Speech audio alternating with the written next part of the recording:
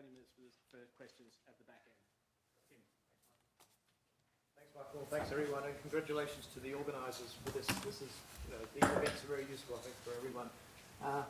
It's also very humbling as well to be up here telling the story about PNG economic developments, knowing how much experience and knowledge there is in the room. I've been coming to PNG for a little over 3 years, and that's quite a short period compared to a lot of people here.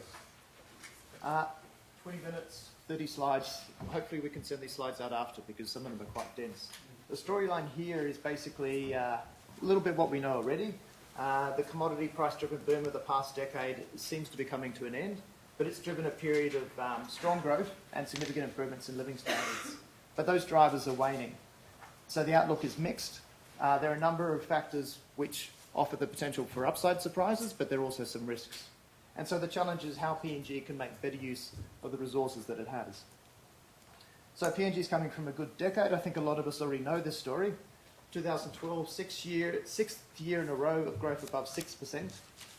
Over a decade, growth averaging 5.8%. And when you take out the fact that actual minerals production has been flat, in the non-resource economy, growth averaged 7.1% over a decade. So that's real GDP doubling. Government finances have been in improving shape because of, we'll talk about that. And most importantly, this has been supporting improvements in living standards. Yesterday, people showed...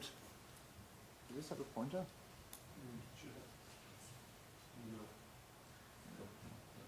There we go. So people showed these two bars. This is poverty headcount rates on a material basis. People show the 96 survey and the 2010 survey. In between the two, the World Bank attempted to simulate what poverty would have been given trends in inflation and GDP growth and came up with this number here. When you compare these two, the story is no change. When you take into account the crisis that happened in the late 90s and early 2000s, compared to then, there has actually probably been an improvement in living standards. And you see this in other indicators, such as at least 70% growth in formal sector jobs, and particularly for the 85% of the population in rural areas, improved values in agricultural exports. The driver of this, of course, has been here, the unprecedented and mostly unexpected boom in commodity prices. This is in US dollar terms based to 2005. And what's happened to gold prices in particular blows out the scale. That's flown into higher export values and government revenues, particularly mineral revenues.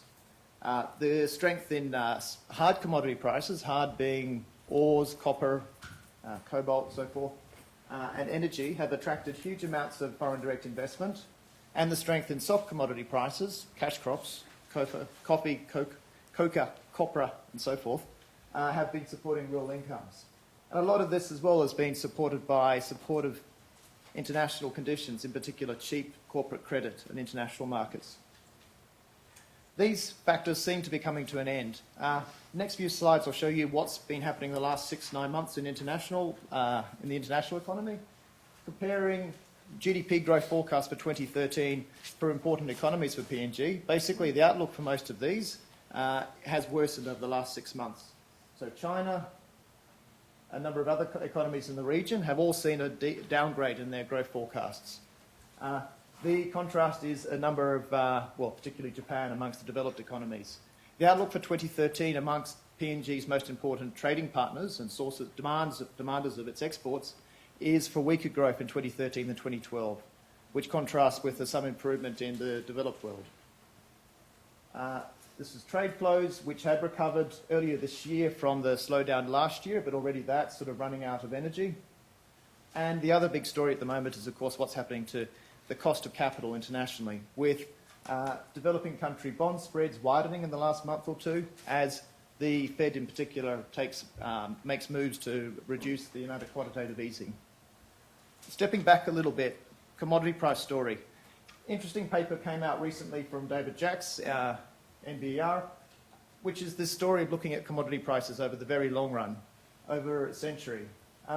Over a century, commodity prices have increased by more than most other prices. But across that trend, you have these periods, these 20-year super cycles.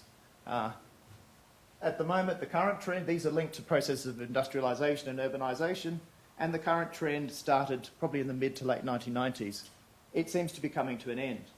What's interesting about these trends, though, particularly this process of industrialisation and urbanisation, is after that happens, you get a shift from hard commodity prices into the soft commodity prices. So from the hard commodities that PNG exports to the cash crops, for example. PNG can benefit from both of these cycles, although managing these cycles is difficult, as PNG's own history in the 1990s shows. And to support the soft commodity prices as well, this requires a lot of support, more support perhaps than hard commodities from public goods, from the public sector. Now, you can see the cycle in play here. I like this chart because it just shows you the scale of the global supply response to the increase in commodity prices, a five-fold increase in investment in commodity production, much of which is still to come online. And already this is feeding through to global commodity prices, with a decline in the last year and a half or so. Again, this is based in 2005. So what does all this mean for the domestic economy? The challenge for PNG is, I think the only new data we have for 2013 are expenditure warrants. Not even the quarterly economic bulletin tables have come out. But we do have some international indicators, and we've got anecdotes, so I'll just talk to that. In terms of the international indicators, already the external balances seem to be weakening. We can see this in the exchange rate and in foreign exchange reserves. The keen is depreciated by, 8.5% in the last 6 months, which compares with 10% for the Aussie dollar, only 2.3% for Indonesian rupiah, which is influenced by similar factors. At the same time, foreign exchange reserves have been run down, 300 million in the last 3 months, 650 million US dollars in the last year. What might be happening, what we can't yet see, is we've got a combination of weakening export receipts, slowing foreign direct investment inflows, and at the same time imports are probably quite robust. Thinking about all the extra government spending and the domestic consumers, domestic businesses spending the retained earnings from the earlier boom. So the other domestic factor, of course, is the fiscal impulse. The government's aiming to offset this slowdown in domestic demand through much higher government spending. This is the 2013 budget, 23% real growth compared to 9% real growth in earlier years. And I just want to contrast what was recommended in the last Article 4 with what actually happened.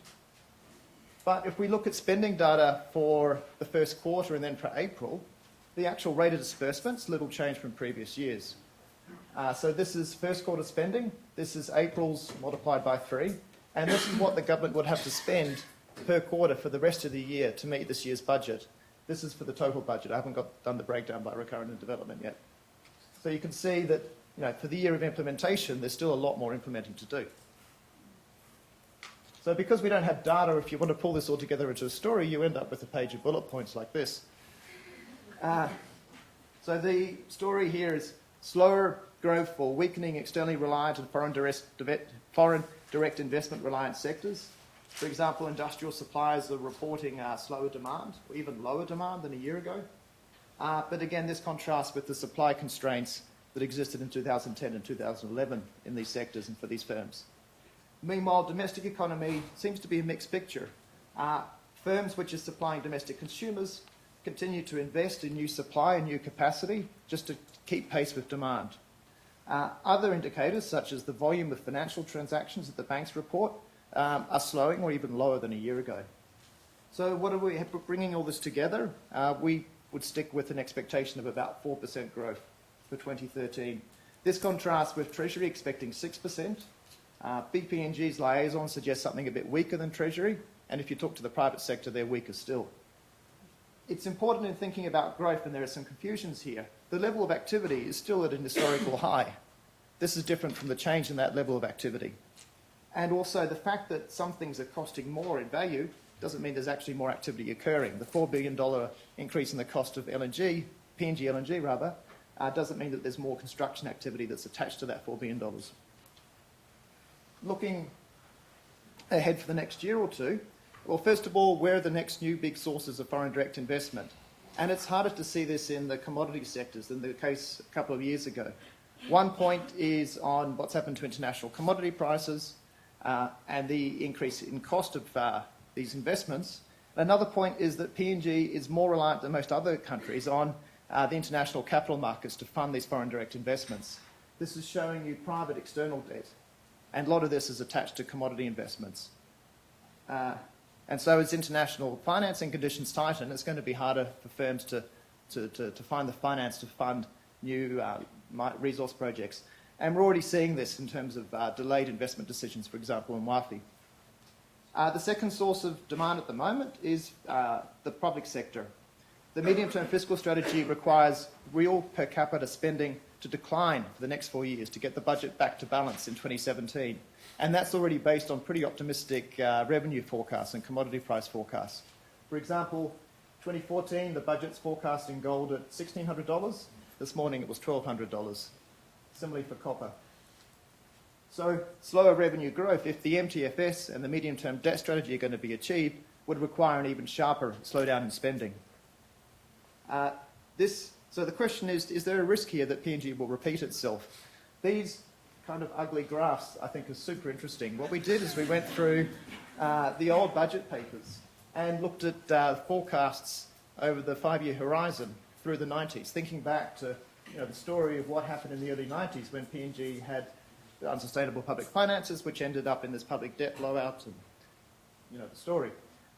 The story then is revenue forecasts were a little bit optimistic, but not overly so. What happened was that expenditure was way above what was budgeted.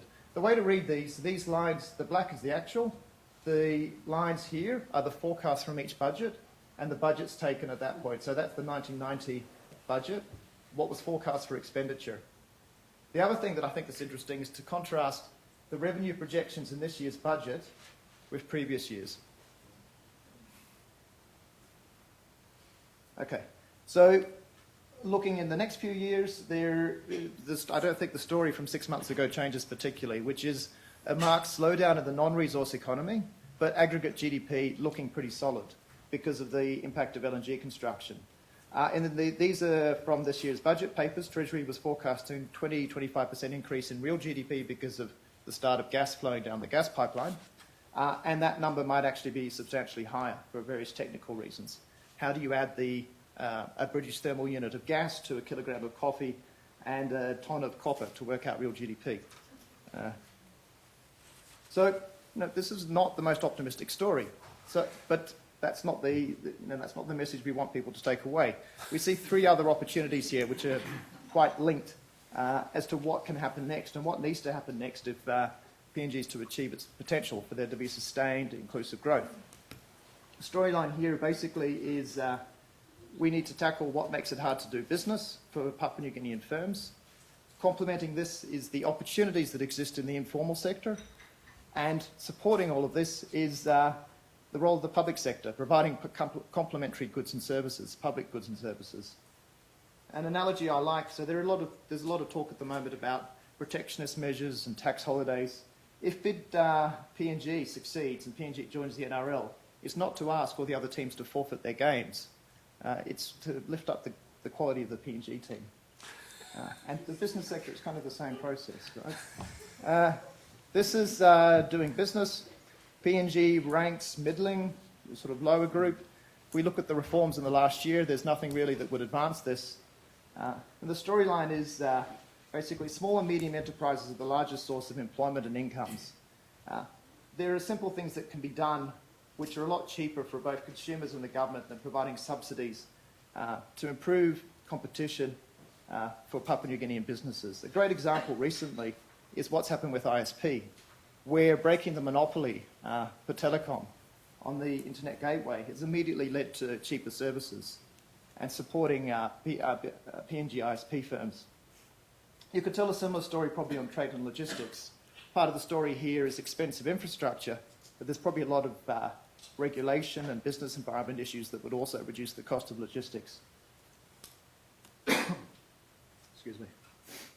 Secondly, informality. This comes from, I don't know if John Gibson presented this earlier in the week, but looking at the HIS, you can see a trend that you see in many other countries as urbanisation occurs, which is an increase in the informal sector. Old development theory says you should expect the opposite, that urbanisation and formalisation are part of the same process. But in many countries at this income level, this is the pattern you see. The share of people working in wage jobs has declined. The share of people not in the labour force has also declined, and they've all moved into informal sector jobs. This is true for men. For women, there's an even stronger movement from not in the labour force into wage jobs and the informal sector as well. And if we think about what's likely to happen to a lot of the LNG workers, the 8,000 workers who will lose their jobs as the LNG construction process ends, they're likely to go into the informal sector. So the question is what we can do to support what's happening there and the opportunities that this offers for access to better incomes, particularly in urban areas. And the story that's emerging there is one of 3 I's: integration, intervention, and institutions. Integration between the formal and informal sector, so there isn't a bright line that makes it hard for firms to jump between the two. Intervention to supply the services that the informal sector needs: utilities, security, and institutions that support the informal sector. So, training programs, for example, for businesses or entrepreneurs. And the third point is you talk to businesses across PNG, and the thing that they complain about, it's not the stronger keener, it's not tax rates, it's access to educated workers. And workers, when they get sick, they come back from hospital better. And reliable electricity supply. Here I'm just picking up, I know we're talking about some of the expenditure tracking work later, but here I'm just picking up on health sector. PNG rates below where it should be, given its income in terms of infant mortality. For this one, you can see this across a range of indicators. The level of inputs per capita is lower than other comparator countries as well. And access, particularly on the public side, is fairly unequal. Now, the story here, a lot of this is probably about resource allocation, but it's also about the processes that actually ensure those resources reach their intended targets. This is taken from work that Alan Cairns has done, who works also with the NEFC, looking at when health function grants are dispersed. This is, the scale here is between 0 and 100% of the health function grants to each of these provinces, and these are the different years. And what you're seeing, if anything, is a worsening in the release of these grants. So that's the story here, basically. For more on this, there's the global story. We'll bring out another PNG economic briefing the next couple of months.